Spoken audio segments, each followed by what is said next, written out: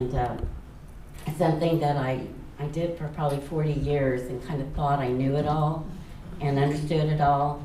And then my mom died and my dad moved in, and I really understood it.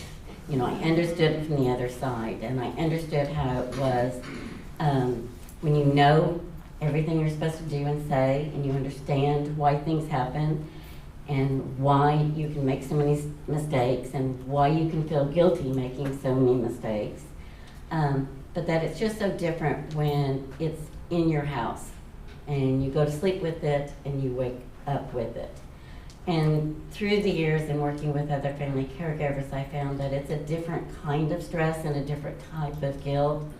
But the guilt and all of these kind of what I call yucky emotions that nobody likes to talk about, they occur just as powerful when you're trying to be a long-distance caregiver, or you're trying to be in charge and there's so many other people that trying to help be in charge and nobody's kind of in charge.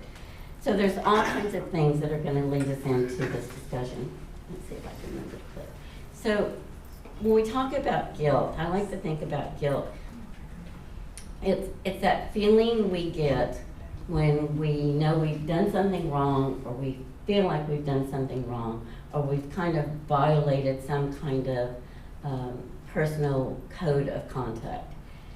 And I will tell you that without a doubt, in my heart of hearts, I believe that nobody does guilt as much or as strongly as caregivers. I'm going to get you right back over here and get you one little thing, sorry. That way I don't have to do this all the time. Okay. Caregivers just have a multitude of reasons to be consumed with guilt and other emotions. And it's not the kind of guilt like when we forget to send somebody a birthday card, okay? It's a kind of guilt that kind of gnaws away and eats at us.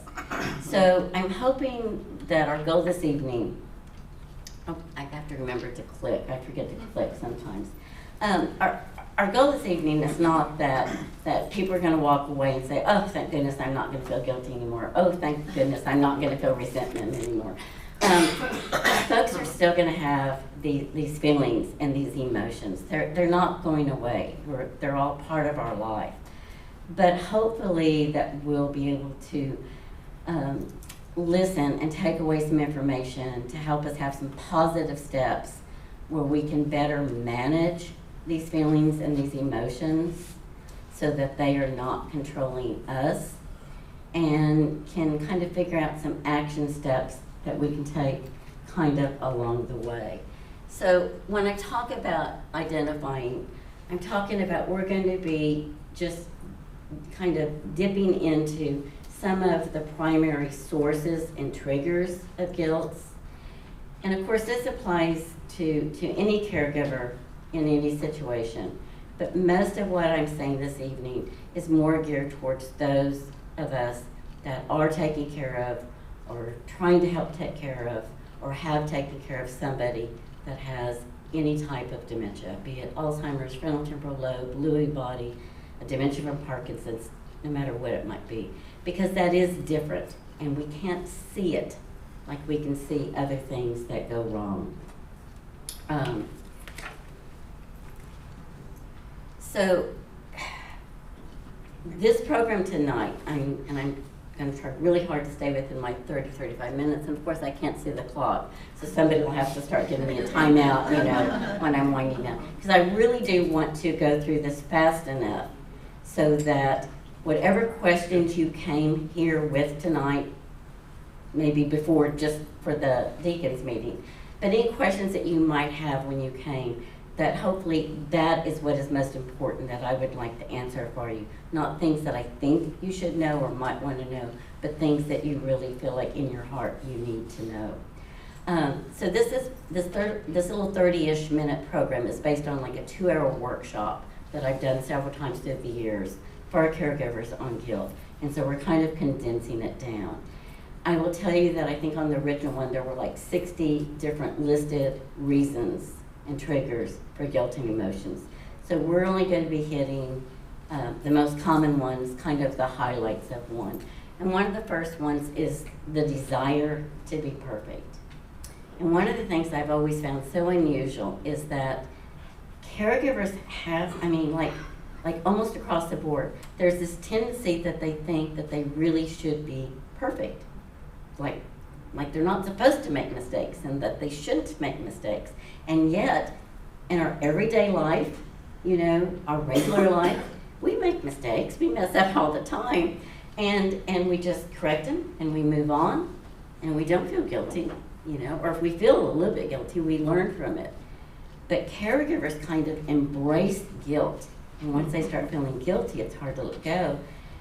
And I've never understood why we, and I was one too, that felt like I should be perfect, that we should understand and we should be compassionate and we should be kind and we should be able to always speak lovingly.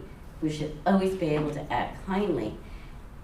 And it just doesn't work that way. It's just not quite that simple.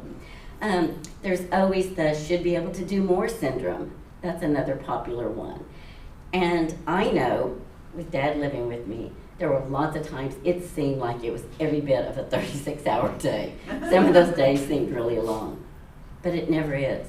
It's always just 24 hours. And no matter what, any one person can only do so much within 24 hours. And in addition to that 24 hours, we're supposed to throw in like eating and sleeping and a few other things besides caregiving. Mistakes we make and things that we do and things that we don't do. And I think when I was putting this together the other day and kind of reviewing it, I just started laughing when it talked about mistakes, and I thought, one of the biggest mistakes I make and I see caregivers make is that we forget that they forget. And we do it again, and we do it again, and we do it again. And it's like, so why should that be so hard to remember? I know before my dad moved in with me, I would have families come to me, or they would be doing stuff, and I would be just really patient and understanding afterwards. I'm like, why can't they remember that this person has Alzheimer's? That's why they're doing this. Why can't they remember this person has vascular dementia? That's why they keep saying that. And then Dad moved in with me, and yep, I'm right up there with the rest of them. I'm doing the same thing. So that's how it is. So, and then there's also, big sources of guilt tend to deal with loss of patience, losing your temper, feelings of being like really angry. And I'm not talking about being like a little bit mad. I'm talking about being like angry. And I'm talking about resentment. And we're going to talk about those a little bit more. So some of the other sources of guilt, and we're going to kind of go through some of these like a little bit quick, and we can go more in depth as it is important to you, that issue is important to you. So often caregivers feel guilty spending time for themselves. They feel guilty about using respite or in-home services, whether it's having a care person come in. And I will tell you a secret I learned from somebody else, and I love the term. When somebody's hiring like a caregiver or home care staff to come in, don't talk to your family member and don't use the term like, I'm hiring a caregiver. Let them know that you've hired them a personal assistant. Yeah, seriously, who would not like to have a personal assistant? So sometimes it's just kind of all in our words and our terminology and how we think about it. Placement decisions, those are a biggie. And, I don't know that there's any harder decision to make as a caregiver than when it comes to the fact that you can't keep them home for whatever reason. Sometimes caregivers come to that conclusion on their own. Sometimes it's because the police say to you, it's like, you cannot let your husband run away again. We cannot keep bringing him back to the house. I will tell you quite honestly, when I first opened Friend's Place, we got quite a few referrals from the police department, and people were constantly leaving, and they're like, this is a big issue. The other one is from the fire department, where the fire department only tells the family member, I can't keep coming to your house and picking up your mom because she fell again and landed between the toilet and the wall. you know, we've been here 4 times this week and we can't do this 4 times every week, every month. You need to make a decision. Regardless of what the reason is, when those things start getting close to that time, or you start thinking about those kind of steps, because it is so hard, start writing down the reasons. The policeman said, the fireman said, my daughter said, my son said. I've realized, you know, this is, you know, the 4th time that they've been for heart surgery or had ulcers or, you know, health problems. All those reasons that kind of start leading up to that. Because what happens sometimes with placement decisions is that once they're placed and you're doing better and they're doing better, it's like, you know, I get this phone call, it's like, I think I did it too early. I think I should have waited. I don't think it was time, you know. They're doing so good. But they're doing so good, usually, because they're usually in the right place and their needs are being better met. And with Alzheimer's and dementia, you know, their medical needs do not usually come before their social needs. And everybody likes to be an adult, and everybody likes to be treated like an adult. And everybody likes to feel like they're very independent. And people from the time they're about like babies or like infants, you know, 2 years old, we like to play. And when a family member is a caregiver, they don't have a whole lot of time to be playing, you know. And yet that person can only sit in front of the window for so many hours and still have a quality of life. So there's lots of things that go in the decision, but write them down so you can look them back up. The other thing that I find that I hear a whole lot is when families are being really proactive and they're really taking care of themselves and they've decided, by golly, they're gonna go to that soccer game or they're gonna go to that class reunion that they've been counting on for 3 years, and they'll just find someone, they'll leave them at home. And they have such a good time, and they come back and they feel so guilty because the whole time they had such a good time, they didn't feel guilty. I know that sounds like a joke, but it's true. They do feel guilty about not feeling guilty. So when we get to the things of feelings of anger and resentment, this is time where, like a lot of the other professionals I work with, we often talk about how maybe it's a flip of the coin as far as the person that is living with this horrible disease, whether they're still okay in the home, but the fact that sometimes you've got caregivers that it's not about how much we love them, it's not about how much we want and have that strong desire to take care of them. Sometimes we just don't have the emotional capacity to do this. And I will tell you, I see that, and I apologize. This is anything I say is not meant to offend anybody. It's just I see it how it is. But I see that happen a lot more with engineers, accountants, people that work things are black and white and everything fits where it's supposed to fit, and they live with spreadsheets. And I see it with people that never had children, because it's just so hard to conceive that it could be so hard. You know, when people have to take care of somebody that has cancer and it's end stage and it's a lot of hospital and bed care, that's very physically demanding. It is tough. There is no easy task of caregiving for anybody with any disease process, but it's just really this 36-hour day and so many things going on, and you know, it's almost like having a toddler, but they're not. They're an adult, and they always are an adult, and they always have to be treated as an adult. So, and also the grief that you have over your whoever it is not being whoever they are, piled on that. oh yes, absolutely. And, yeah. And I think we're going to talk about that a little bit in the next slide. But some of these things too, again, these are things that are the most common thing. Shattered dreams. You know, I've had so many caregivers I've worked with through the years.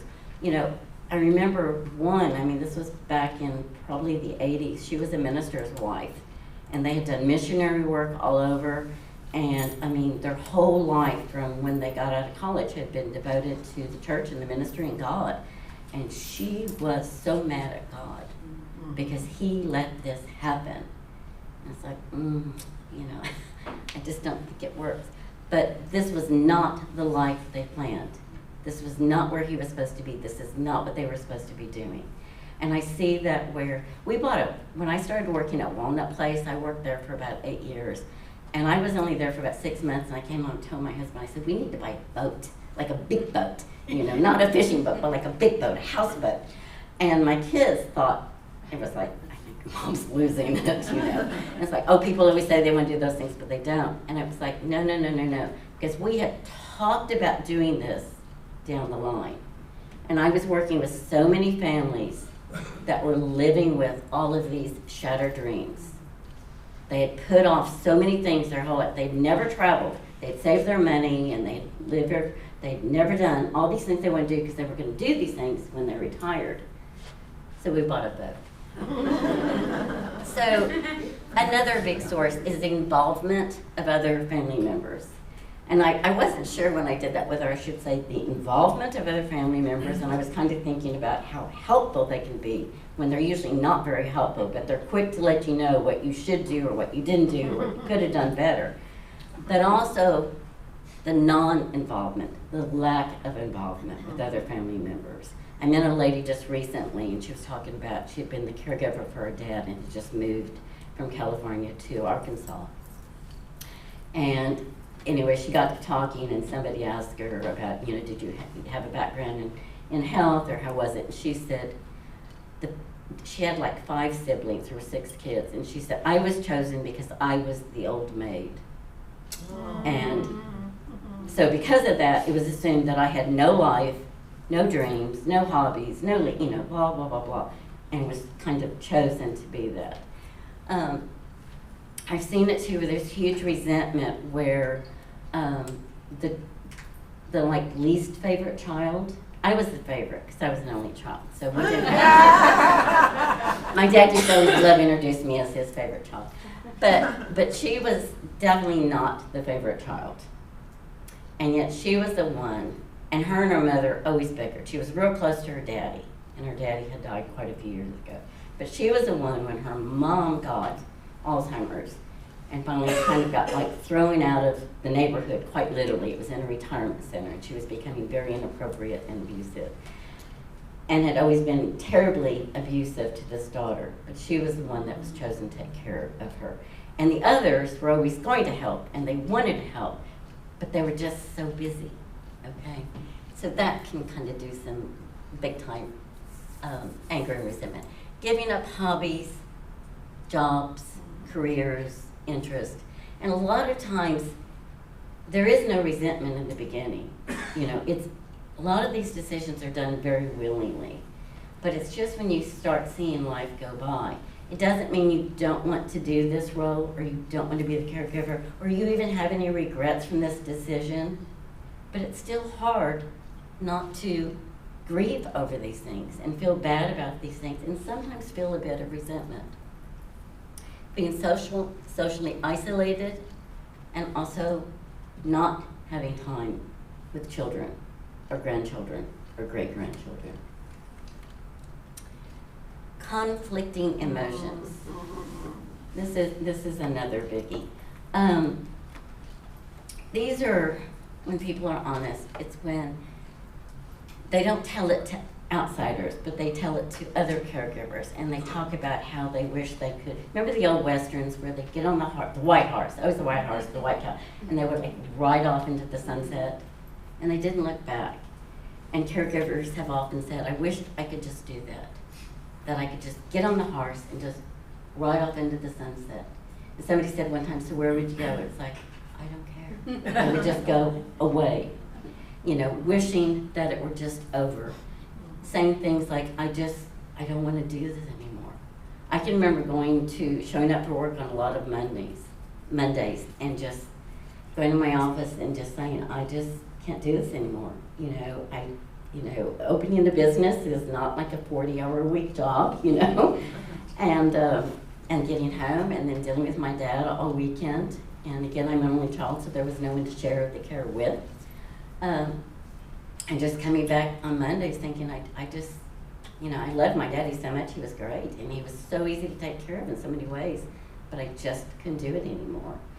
you know, and then I would get caught, and then I would get that momentum, and then I was so glad that I was able to be there for my dad. But those feelings are there, the feelings of like loving them differently. You know, the daughter and father thing. Like with my dad, he came in one day and he decided he wanted a new pet name for me. And he said, how about if I call you Doll? And I was just horrified. I said, that's what you used to call my mom. And he said, well, what about Sweetie Pie? And I said, how about, and then I just got up and had to leave the room. I was just so filled with emotion. But after that, there was like, you know, we'd always been, of course, growing up in the South, everybody's like hugging, right? And, but when Dad would hug me, there was like this awkwardness, because I wasn't sure that he still kind of understood the relationship, and I could kind of shift a little change in our roles. I think about one of my favorite stories. I have so many favorite stories. And they're all true, too. I couldn't make this stuff up so good. So one of my stories was about this couple. They had, they dated all through college. As soon as they graduated from college, they got married and got this little bitty tiny apartment. And she couldn't remember the first meal that she made him was breakfast. And she set it down, she put her arm around him, and she kissed him on the cheek, and she said, I love you, enjoy your breakfast. And that's how their marriage was for like 60 years. Now he was living with Alzheimer's, and she's fixing breakfast that morning, and she is filled with sadness. She is filling with frustration. She's like, why am I even doing this? He has no idea who I am. He does not know that I am his wife. He has no idea if I'm the housekeeper, if I'm the cook, if I'm the maid, if I'm the housekeeper that does the cooking and the maid and the laundry. He has no idea. Why do I keep doing this? Why do I keep doing this?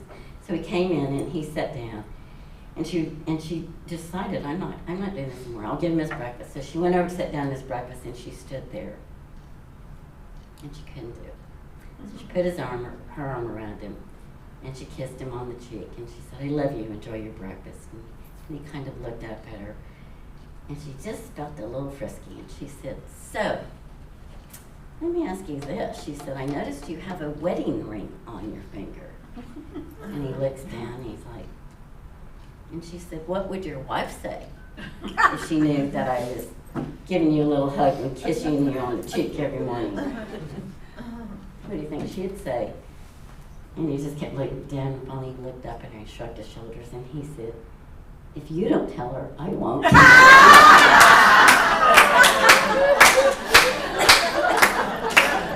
I'm not that good of a writer. I wish I could make stuff like that. So when I say acknowledge, you know, I think one of the first things we need to always do, like you need something else to do if you're a caregiver, but kind of make a list, and you can do it on your phone or on your iPad. I'm still like a yellow legal pad kind of girl, you know, I haven't given that up yet. But make a list of, you know, if you just get a little bit guilty or get a little bit mad or a little bit annoyed about something like this, just, you know, let it pass. But those things that you keep reoccurring, that are real triggers for you, start writing some of those sources of guilt down. And then after you've given yourself a couple of weeks where, you know, it's like, whoa, this is like, I'm seeing this every day. But really pay attention to, are these things that just you kind of feel or you notice or you do or you say, like just sometimes? Are you saying it a lot? Are you feeling this way like all of the time? Because those are the ones you want to zero in on. You're not going to try to take on the whole thing, but you want to zero in on a manageable amount. And then you need to really look at those, and you kind of need to seriously think about, like, if it's doing it pretty often, is this becoming a serious problem for me, for her, for him? Could this develop into a much bigger problem if it's not addressed? And these are serious questions that you need to ask.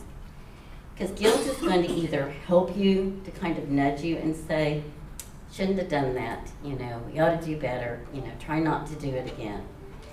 It's going to be like if you've got this big mud puddle, you know. We all step in the mud from time to time. We're not paying attention and we step in the mud. And we step right through it and we walk on and we go on and clean off.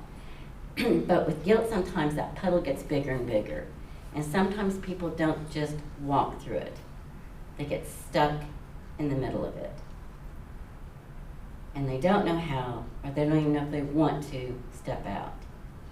And then after a while, they just get so tired, they sit down in it. And then it becomes really hard to get out. So it's going to either help you or hinder you. And it's going to either you are going to manage and control guilt and these other emotions, or they are going to not only manage you, they are going to start taking control of your life. And I don't think you're going to like the place it's going to take it to. You need to really acknowledge like your feelings, your emotions. You're the only one that really knows why you're feeling that way. And don't let anybody start messing with, you know, like the shoulda, woulda people of the world, you know, they cannot understand. You know, when I was talking earlier about the woman that did not have a good relationship with her mother, she got so much flack from her brothers about, you need to be more patient with mom, and you need to be more this and that. None of that helped. If anything, it started making all these other feelings start growing along with it. You always need to kind of step back and think about what were your reasons for some of your decisions. And most of the time, if you really step back, you're going to have some really good reasons. Sometimes you're going to step back and think, boy, that was really stupid. You know, what was I thinking? Or that wasn't a good decision. And there's very few things in life and very few decisions we make that can't be undone. But sometimes, again, if we don't have a clear reason or an understanding for that reason, we might undo something that shouldn't be undone.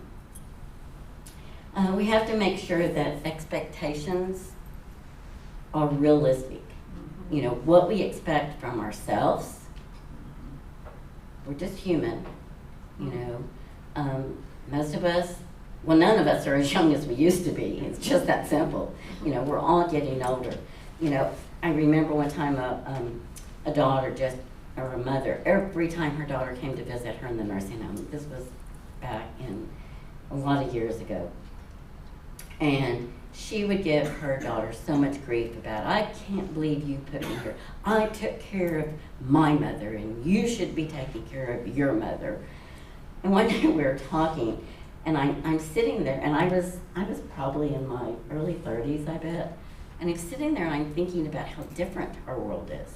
Because when my great-grandparents were older, their whole family, like everybody lived close and kind of almost in walking distance. And it was a small town, a rural community. Pretty much none of the women worked. I mean, it was a family affair. It wasn't one person taking care of one person.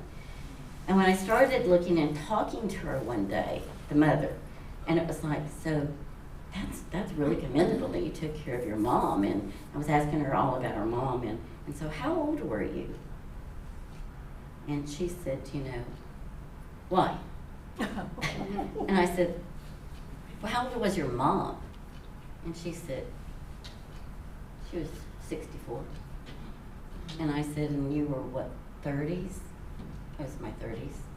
And I said, you know, you're 96 and your daughter's 76. And she was like, so?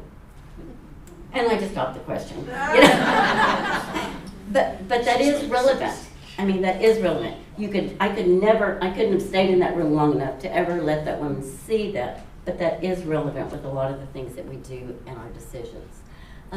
We also need to look at, I say limitations of loved ones, but their limitations and our limitations. You know, I think it's so important and it's so easy. Remember I talked about the mistake about forgetting, you know, the things we forget. We forget that almost always, with very few exceptions, they truly are doing the best they can. They are not doing things on purpose to annoy us. I promise you that, even though it can be annoying. You know, they're not doing things just to upset us. You know, they do things that make it challenging and difficult for us They give us a hard time because they are having a hard time. And we can understand what's going on and why we're so tired or why we don't feel good or why we're so stressed. But they don't have that kind of thought process to be able to like figure out all the things. It's like a 2 or 3-year-old. You know, the emotions are there. You know, why are you so mad? Because I'm mad. You know, it's just that simple kind of within their life. We need to also be careful as caregivers that we don't compare ourselves to others. That's a big enemy. You know, people will come to a support group meeting or will be around others and they come dragging in and they're just like fighting back tears. And all of a sudden when they leave, they think, you know, it's like, well, I shouldn't be upset and I shouldn't be this and I shouldn't be that because my situation is not as bad as her situation. And that's not true because everybody has totally different support systems, financial situations, circumstances, relationships. I mean, everything is just so different. One cannot compare to the other. It used to always break my heart. There was one support group I did a lot of years ago. This woman, her husband had Lewy body dementia, had lots of hallucinations and just some real challenging behaviors. And everybody was saying, you just need to put him in nursing home. You just need to put him in memory care. You just need to place them. And I kept saying, well, everybody does the best they can with it. And the bottom line was, you know, I think this woman would have loved to have been able to show the care, but the finances weren't there. And you can't just put somebody in a nursing home. Everybody thinks, you know, well, they can just go in the nursing home and Medicaid will pay for it. Nursing homes are for nursing care. And unfortunately, a lot of the people for a long time of the disease do not have nursing needs. You know, they can still feed themselves, dress themselves. If they can, you know, if they don't need medication, if they're not on something, they're not going to qualify. And any of you that have anybody that is in memory care or is in a special facility, we're talking about big bucks, you know. And when you're dealing with, you know, a disease like cancer or some of these other terrible diseases that are terminal, you typically know you've got maybe 2 to 3 years. That's it. Or because of their age. With the Alzheimer's dementia, it's like, goodness gracious. You know, I've known people that had it for 2 years. I've known people that had it for 26 years. Okay? So how do you begin to plan financially or otherwise? You make the best decisions you can. So then, accepting. One of the things that I say a lot, because I think I don't know, I'm very visual when I do things or think things. I keep moving because that sun, I wish I were a little bit taller. Is part of the problems, I think, with us in excusing us for not remembering that they can't remember, and for other people, is that when somebody falls and they break a leg or a bone or an arm or a hip or something, you know, there's crutches or there's a cast or there's a sling on their arm. It is real obvious. Anybody can see, when they see that person, that they have something broken. But when it's our brain, you can't see a broken brain. And until you get to way into the end stage of the disease, they look just normal. They look like just everybody else. I remember, I don't know how I'm doing on time, I'll say this real quick. It's a funny story. When I had to go and get a special permit to be able to open Friend's Place, and I had to go in front of the city council. I had never in my life been at a city council meeting anywhere. So it was very, very intimidating. And they were asking me all these really good questions, and there was this one woman, I don't know if she didn't like my dress or my makeup or my hair or me or what, but she was asking like really confrontational questions. And so we think we're to the end, and finally she said, well, I have one more question. Well, I wish. And she said, so if you know where Friend's Place is, it kind of curves right into a residential community. And she said, I just don't know how people are going to feel that are living in those neighborhoods to have people like that being there. And I literally, you know, I was holding myself up on the podium, and I had to just like step back. You you didn't sign her up right there? I was trying to, remember we had the slide about controlling your emotions and anger and I was trying so hard to keep my composure. And I literally could feel the hair on my neck going up, and I could feel my face get red. And so I stepped back for a minute, and I stepped back, and I said, I probably need to tell you that there's people like that are living maybe right next door to you. You're probably sitting next to them at church. I said, you might even be playing bridge with them or doing all kinds of things with that. So I don't think that's going to be any kind of a problem. Yeah. And a friend of mine who was not a friend, I didn't even know him one time, he said, I don't know if you noticed me bending down like I dropped something. He said, I was just laughing like crazy. Anyway, so we have to accept that people are not always going to agree with our decisions, and that's okay, because you can't understand what you don't know, and they're just not going to agree. So that's okay. And they haven't walked in your shoes. They haven't walked in your shoes. And even when somebody's already been a caregiver for somebody, and I see this happen sometimes where I've seen like people that took care of a spouse and now they're taking care of maybe an elderly sibling, and they step right up because they've already done it. And it's like, they're calling me, it's like, this is so different. This isn't what I thought it was going to be. But you only know what it's like to take care of that one person at that one time, at that one place, at that time of your life. And doing it one time of your life is a different type. They just don't understand.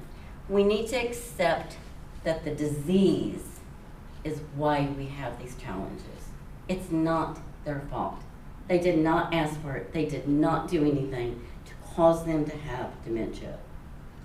It is the disease. And if you're going to get really mad or get really angry about something, get mad at Al or Louie or whoever it is that's causing this terrible disease.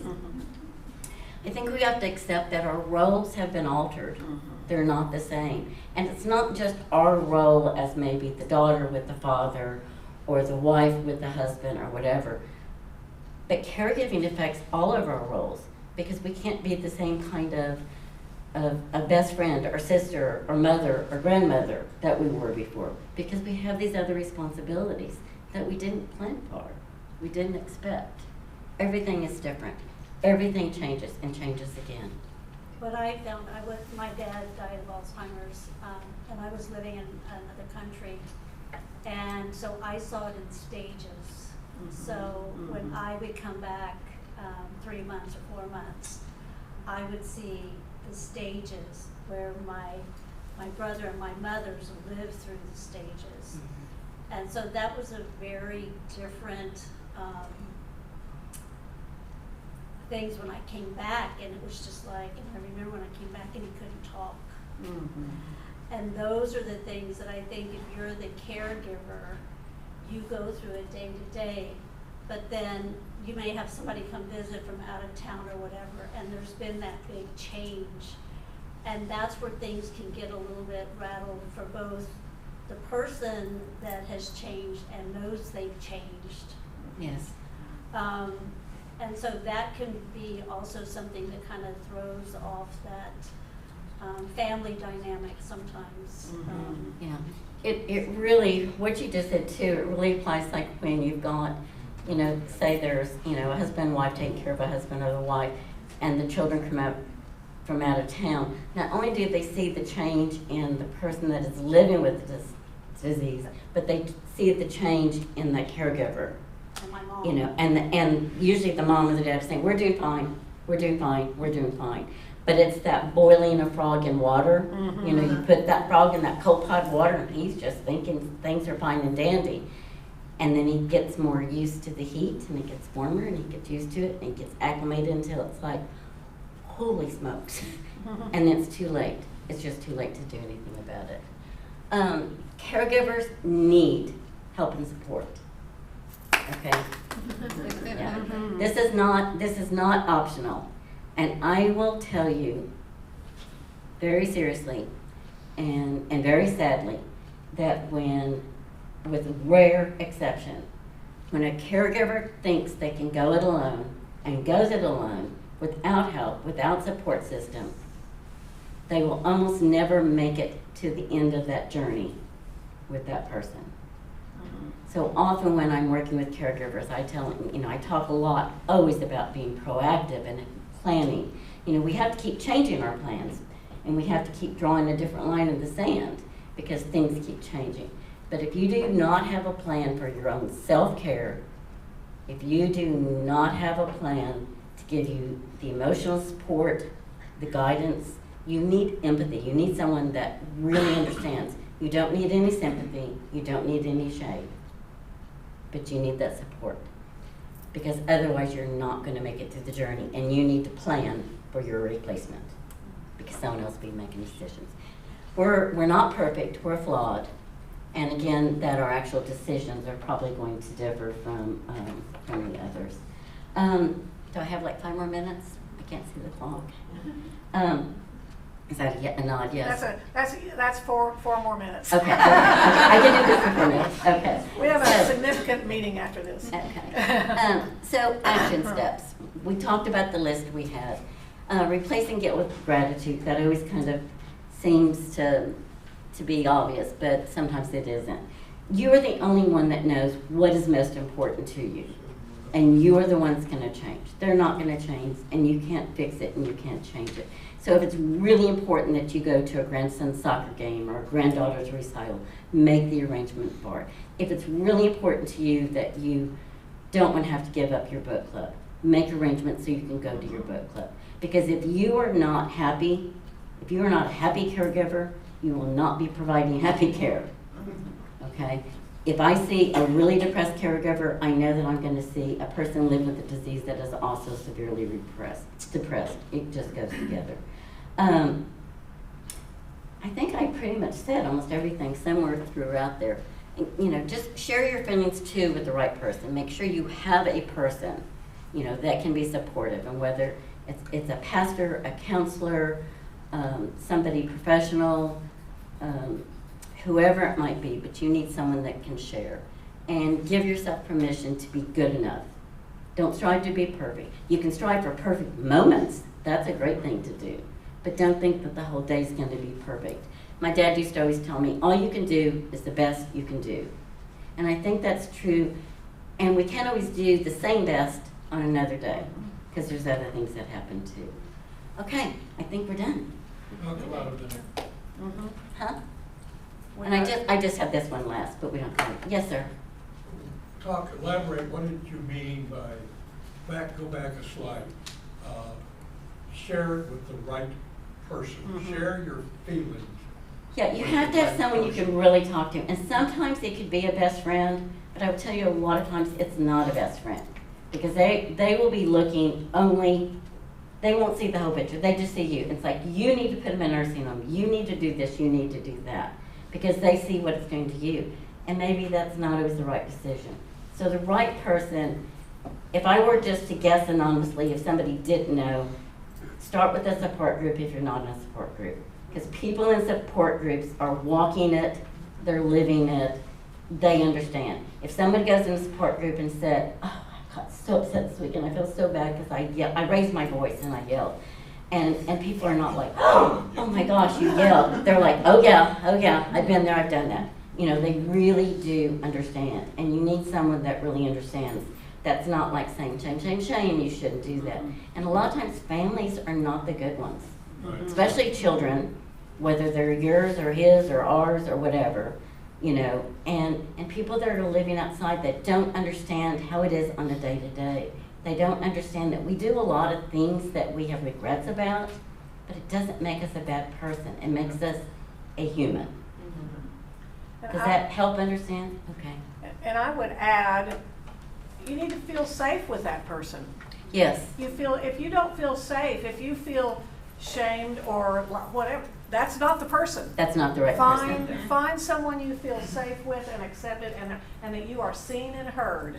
Yes, yeah, absolutely. And this church has a good support group. This church does such a really good job, and I'm not saying that because I'm a member too, but it really does a really good job at reaching out to things. Because one of the books I had started on, I never finished, was talking about, may I sit down beside you? And I would have so many families come to me through the years, and they were so angry with their church, and they felt so isolated. And it's like, you know, we can't do bridge club anymore, we can't do dinner club, and no one from church even calls on us anymore. And what happened is like 5, 10 years ago, or 15 years ago, everybody was all over. What can we do? How can we help? What do you need? And at that time, they were fine. And then it gets where you need so much stuff, you don't even know where to begin to ask or what's too much to ask. And then it gets where, in a lot of churches, nobody asks. It's like, if they don't see you, you're just kind of invisible and gone. And this church sees its members really well, really well.